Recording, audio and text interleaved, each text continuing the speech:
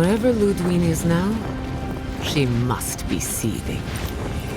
Of course, we'd be happy to kill her again, if needed. She's done. But we're not. Whatever's next, we'll face it. Together. Gods, you're all gonna make me sick. But carry on. Unraveled at last. We no longer feel her wire against our flesh. We are free always. We are free forever. Silence falls over Paradis, as though the city is holding its breath. Then you hear it, the ringing of a distant bell, the waving of banners, and cheers of victory. After a short and bloody conflict, the dust has finally begun to settle. You feel Sapadal close to your thoughts, stirring with interest. The god of the living lands is observing this moment, unfettered by confusion or fear. For the first time in centuries, they understand. The Paradis militia rallies to you, the outsider who defended them in their hour of need.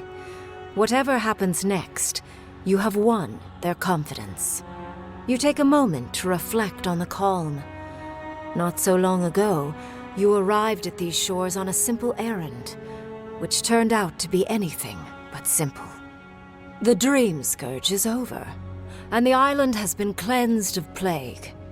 A time of healing and mourning follows. People look to you for answers about the source of the affliction.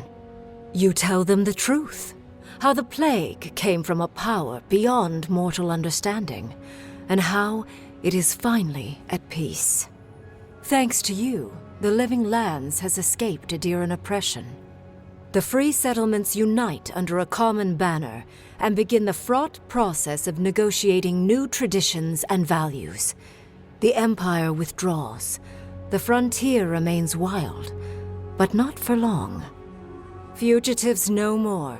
The rebels of Paradis return to their home and to other free settlements, bringing their skills and secrets wherever needed. For once, they have a future. The Oracle Sargamus emerges from the Temple of Aethys, unburdened by any purpose but for the one you gave him. He sets out across the living lands in search of the sick, lost and grieving, and he gives them the comfort of fellowship where he can.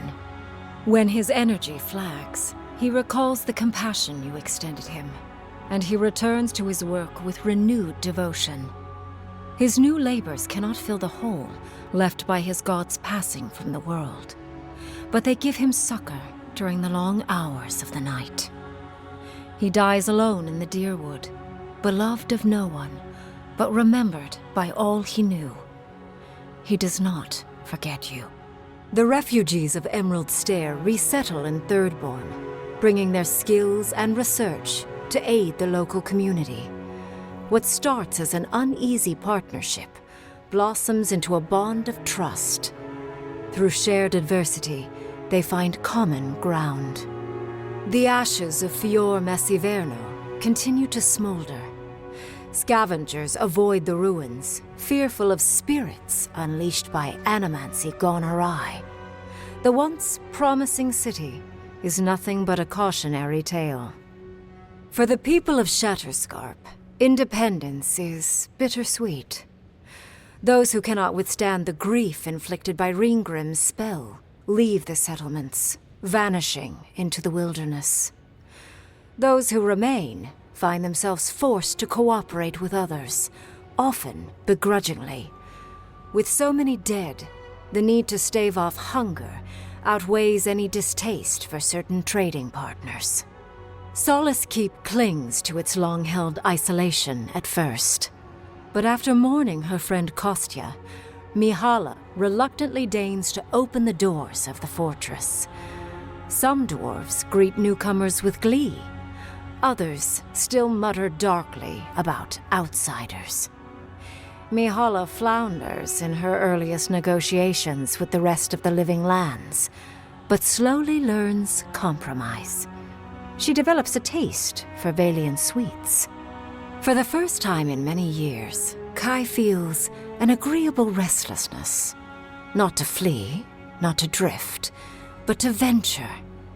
He visits the distant shores Tama told him about, and savors the modern marvels, ancient wonders, and breathtaking expanses he beholds. His heart swells, not with grief, but with awe. There is so much to discover, and he will spend his years chasing all of the joy and beauty the world has to offer him. With many of his anxieties and lifelong fears addressed, Marius now feels very differently than he did when he first met the envoy. Still far more comfortable in the wilds than among people, he nonetheless finds that his worries about the unknown were merely self-protection against the traumas of his childhood. Armed with this knowledge, he finds himself more capable of living in civilization, and far less fearful of his home in Galawain's tusks. While he never regains his former place as a warden of Solace, he spends his time traveling between Solace and Thirdborn, acting as a stubborn ambassador between the two. Giada continues to improve as an animancer. She dedicates her work to the spiritual health of the living lands, nurturing instead of exploiting.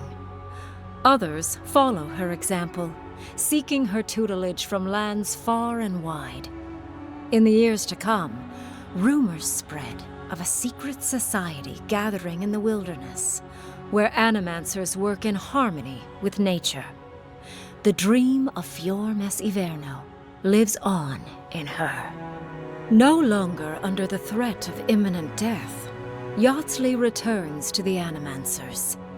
Reunited with her beloved Quilici, she helps him and the animancers as they put their lives together after the attack on Fior Mes Iverno. Eventually, she even has something nice to say to Vidaro.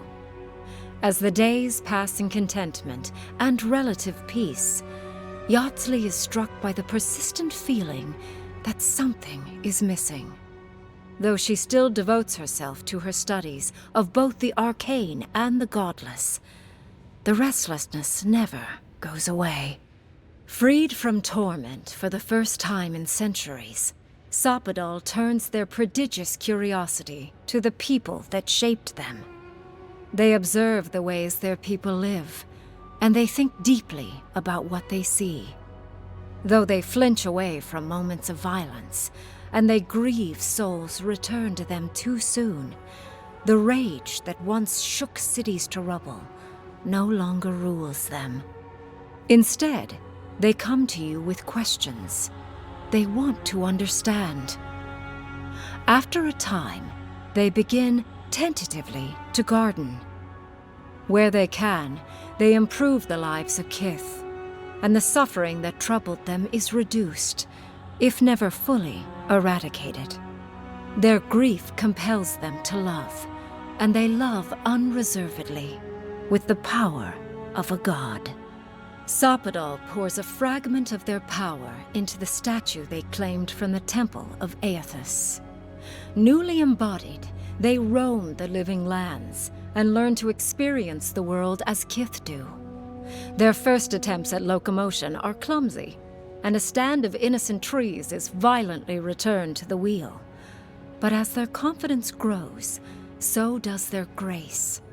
Soon, they are bounding across the plains of eastern Dawnshore, leaping the river gorge in Emerald Stair, scaling the shark's teeth of Shatterscarp, and fearlessly wading into the Tusk's acid sea. When they break, they come to you to put them back together, and in time, they learn to fix themselves. They wander far afield. You see less of them, but they are never far from your thoughts. And on the rare occasion they return, they always bring you something beautiful and strange. The sounds of celebration pull you out of reverie. Many are waiting to greet you with open arms. You take a moment to catch your breath and savor it, because everything is about to change.